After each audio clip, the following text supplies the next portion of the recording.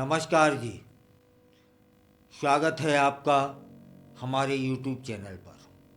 आज हम आपको एक ऐसी कहानी, ऐसा सच बताएंगे जो पारिवारिक रिश्तों की जटिलताओं, लालच के प्रभाव और प्रेम की ताकत को उजागर करेगी। यह कहानी है भारत के चांपा जिले की, और चांपा जिले के पास में एक छोटा सा गांव है घेवरा, वहाँ से, जहाँ एक भावनात्मक घटना ने पारिवारिक मूल्यों को चुनौती दी और बेटियों की ताकत को प्रदर्शित किया है।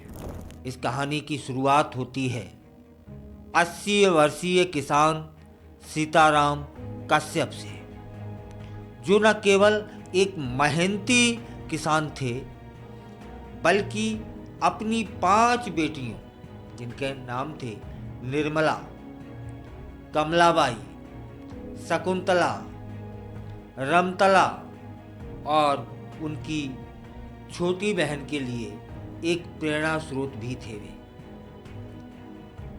सीताराम ने अपने जीवन को खेती और अपने परिवार की भलाई में बिता दिया। उनको कोई बेटा नहीं था, लेकिन जैसे जैसे वो बूढ़े हुए तो बुढ़ापे में अक्सर बीमारियां लग जाती हैं।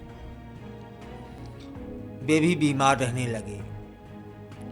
उनके परिवार में तनाव बढ़ने लगा। सीताराम जी की उम्र बढ़ने के साथ साथ उनकी स्वास्थ्य स्थिति बिगड़ती गई। उन्हें लगातार देखभाल की आवश्यकता थी। परिवार के सदस्यों ने उनकी देखभाल करने का निर्णय लिया। यहाँ एक स्मरण करने वाली बात है कि उनकी 5 बेटियां थीं और उनकी शादी हो चुकी थी। वो दूसरे घर की थी। अब परिवार में कौन था? बेटा उनको था नहीं। परिवार में जो बाकी लोग होते हैं, भाई, चाचा, ताऊ, ये लोग, इन्होंने उनकी देखभाल का जिम्मा लिया। लेकिन इसके साथ ही एक शर्त रख दी कि उनके निधन के बाद उनकी संपत्ति का बंटवारा किया जाएगा और वह संपत्ति जो देखभाल परिवार के लोग उनकी देखभाल कर रहे हैं उनमें बांट दी जाएगी। यह समझौता सीताराम जी की बेटियों पर भारी पड़ने लगा था, लेकिन उन्होंने इसमें सहमति दे दी। सीताराम जी का अभी कुछ दिन पूर्व निधन हो गया है। उनकी बेटियों ने को इस दुख वो सहन नहीं कर पा रही हैं, और जब उन्हें मालूम पड़ा कि उनके पिता अब इस दुनिया में नहीं है, तो वे बेचारी दौड़ी दौड़ी भागी भागी आई, बिलखती हुई आई। और घर जब पहुंचती हैं ना, तो पहुंचते ही उन्हें ऐसा माहौल मिला जो उन्होंने सोचा नहीं था कि ऐसा भी होगा। जब बेटियां घर पहुंचती हैं तो वहां का माहौल शोक में डूबा हुआ तो था, लेकिन जल्दी ही वह माहौल विवाद में बदल गया। रिश्तेदारों ने संपत्ति के बंटवारे पर चर्चा शुरू कर दी, जबकि उनका जो शव था, उनका जो शरीर था, अभी वहीं था। अभी अंतिम क्रिया नहीं हुई थी कि संपत्ति के बंटवारे को लेकर विवाद शुरू हो गया। यह देखकर बेटियां हताश हो गई कि उनके पिता की मृत्यु के कर्म के बजाय संपत्ति पर चर्चा अधिक हो रही है। क्या उनका क्रियाक्रम महत्वपूर्ण है या फिर इस समय संपत्ति पर चर्चा करनी महत्वपूर्ण है? परिवार के सदस्यों और बेटियों के बीच संपत्ति को लेकर तर्क वितर्क बढ़ने लगे।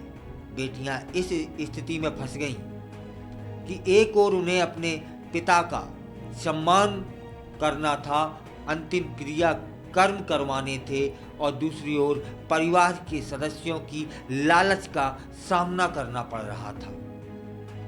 यह एक कड़वा सच था कि दुख के समय भी इंसानियत कई बार पीछे रह जाती है। हालांकि इस कठिनाई में सीताराम की बेटियों ने हार नहीं मानी। उन्होंने अपने पिता के सिखाए गए मूल्यों को याद किया। सम्मान और प्रेम का महत्व, यही तो सिखाया था उनके पिता ने। उन्होंने तय किया कि वे अपने पिता की अंतिम यात्रा स्वयं करेंगी, क्योंकि वहां ऐसी स्थिति बन गई थी कि अंतिम क्रिया भी नहीं करने दी जा रही थी, और परिवार वाले उस समय जरूर ठगे से रह गए कि आप नहीं करेंगे उनकी अंतिम क्रिया तो क्या उनके पिता की अंतिम क्रिया ना होगी। बेटियों ने ठाना। निर्मला, कमलाबाई, शकुंतला और रमतला ने अपने पिता के सबको अपने कंधे पर उठाने का निर्णय लिया। यह एक शक्तिशाली कार्य था जो प्रेम और सम्मान को दर्शा रहा था। यह क्षण केवल एक कर्तव्य के निभाने का नहीं था, बल्कि उस लालच के खिलाफ एक गहरा बयान था जिसने उनके परिवार को तोड़ने का प्रयास किया था। माने परिवार वाले इसलिए देखभाल कर रहे थे कि संपत्ति का बंटवारा पहले हो। अंतिम जो क्रिया है ना, वह भी नहीं होने दे रहे थे। वही करेंगे ऐसा पूरा विरोध किया था। लेकिन बच्चियां जब खड़ी हुई अपने पिता को कांधे पर लेकर गई है ना, तो सारे लोग सन्न रह गए थे, और उन लालची लोगों के मुंह पर एक ऐसा लगा जैसे एक तमाचा है। जब वे अपने पिता को शमशान घाट ले जा रही थी, तब कुछ के रिश्तेदारों ने उन पर सवाल उठा दिए कि ऐसा कार्य केवल बेटों को करना चाहिए। लेकिन ये बहादुर बेटियां अपनी स्थिति पर अडिग रहीं। उन्हें पता था कि प्यार किसी भी सामाजिक मानदंड से ऊपर होता है।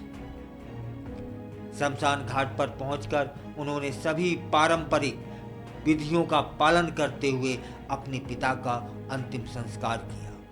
आंसुओं के साथ साथ उनके दिल में गर्व भी था कि वे अपने पिता को उस तरीके से विदाई दे रही थी जैसे वह डिजर्व करते थे। जैसे जैसे उन्होंने सभी विधियों को पूरा किया, यह स्पष्ट हो गया कि यह कार्य केवल एक विदाई नहीं थी, यह लालच और स्वार्थ के खिलाफ एक शक्तिशाली कर्म था। उनके कार्यों ने गांव में पारिवारिक मूल्यों पर चर्चा शुरू कर दी कि असली प्यार क्या होता है, असली देखभाल क्या होती है, असली जिम्मेदारी क्या होती है, और हमें अपने प्रियजनों का सम्मान कैसे करना चाहिए, यह भी उन बेटियों ने सिखा दिया। इस कहानी से हमें कम से कम इतनी सीख तो मिलती है कि दुख के समय में हमें एकजुट होना चाहिए, ना कि संपत्ति पर विवाद करने में उलझना चाहिए। यह हमें हमारे रिश्तों पर विचार करने का अवसर देती है। क्या हम संबंधों को भौतिक लाभ से ऊपर नहीं रख सकते? घिघरा गांव की इस प्रेरणादायक कहानी को सुनकर हमें याद रखना चाहिए कि कठिनाइयों में भी हमें जीना है, हमें जीतना है। सीताराम जी की बेटियों का जो निर्णय था वह हमें सिखा गया कि हमें अपने प्रियजनों का सम्मान करना आना चाहिए, चाहे परिस्थितियां कैसी भी हों।